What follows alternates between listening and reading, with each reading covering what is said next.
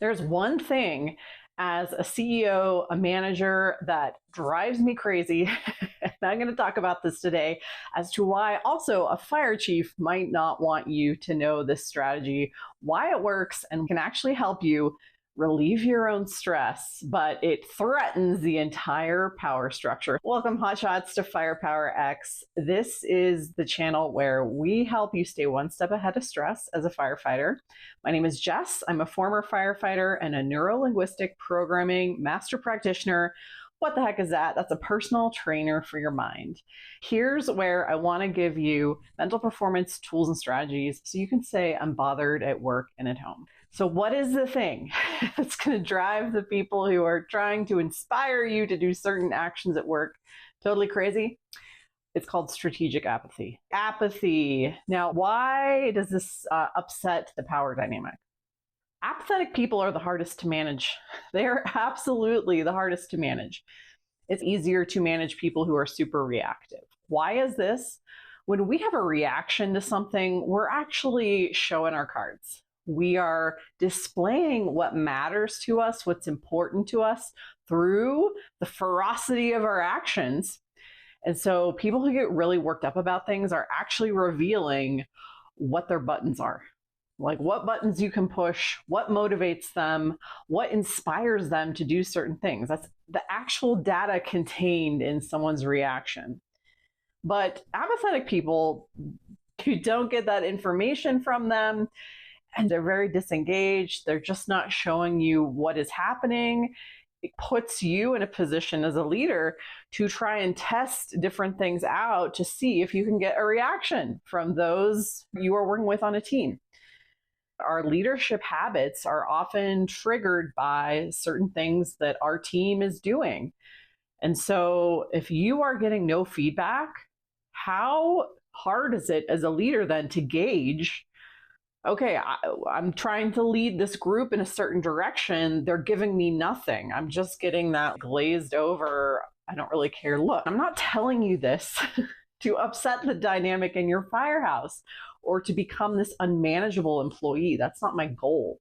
My goal is to reveal why someone leading your team might find this kind of annoying, kind of triggering for them, and might change their behaviors towards the team, which is why they wouldn't want you to know this as a stress management technique. This is a pretty extreme stress management technique. Most people don't use apathy in this way. They naturally disengage from things they're just not interested in, but apathy can be used in a tactical manner, especially in the fire service. How can we use this to benefit ourselves? We use it in order to introspect. Think about something that is super stressing you out right now, or something maybe in the past that happened, and ask yourself, why do I care so much about this? Why am I so invested in a certain outcome happening? That's typically why we stress. We have a prediction of how things might go, and we're trying to manage that. We're trying to prevent things from going south. We're trying to get the best possible outcome to happen. And we're doing everything we can behind the scenes, or just stressing out over it in order for that to come to pass. But asking yourself, okay, what am I trying to get out of this? What does the outcome that I want to happen here, what does that mean about me? Can I get that somewhere else? What am I trying to get out of this situation? Because once we answer these for ourselves, we have so much more insight into, okay, I'm making this a big deal because it matters to me in this way. And if I can find that same meaning in another place, I can detach from the situation. I can use tactical apathy to quit stressing out about it, because really any outcome is fine. I will be able to deal with whatever happens. That's also a blanket way to use tactical apathy, is to wiggle yourself into that perspective. Could you actually be okay if anything happened in this scenario? Would you be okay? Would life go on? Would you be able to cope? Sometimes that's enough. Just finding that resolution to it instead of holding so tightly onto, oh my God, if it doesn't turn out this way, I'm ruined, I'm screwed, I'm whatever it is.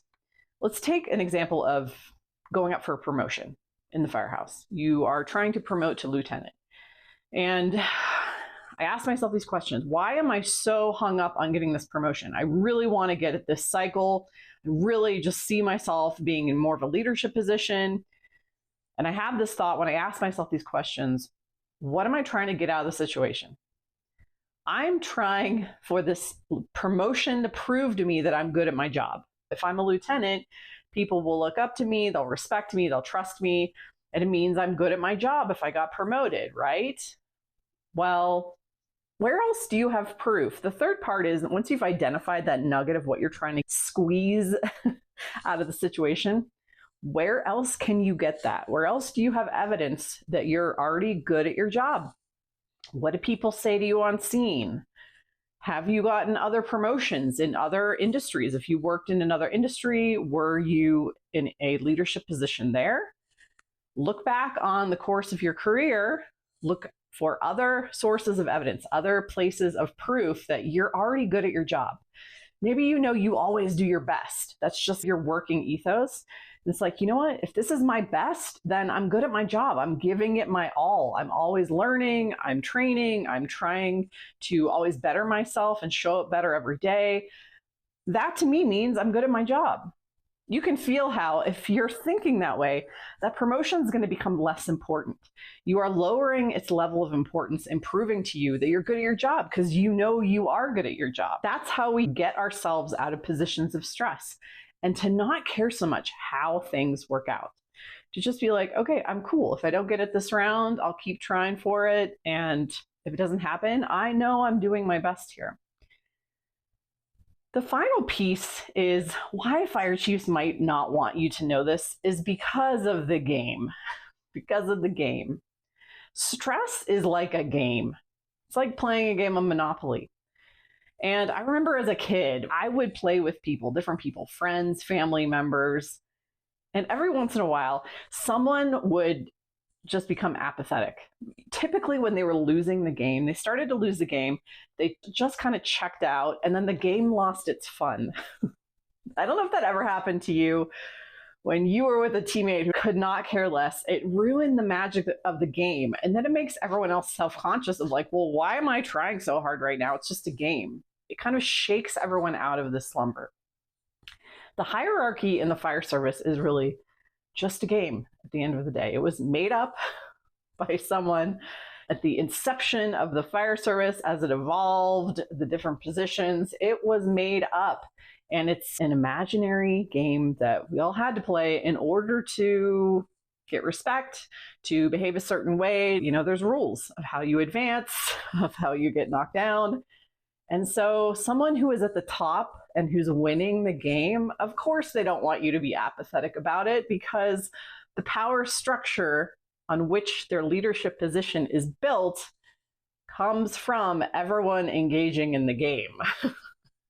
So I just want to offer that too, from a philosophical point of view of thinking about this as, why am I taking this all so seriously? And knowing that at any point, you can knock down the importance of something. And when you do, you remove the stress from it. No shade to fire chiefs on this. I know many of them. I respect them. I'm just saying, at the end of the day, when you take a different perspective on it, you can totally change your relationship with your stress, what's bothering you, and your interactions in the parts that maybe you've gotten a little too invested in. You are trying to put those hotels on boardwalk, and baby, it's just a game at the end of the day. If you found value in this, drop a comment, let me know. I'm happy to engage with you. And like, share, or subscribe for more content just like this. We'll see you guys in the next video.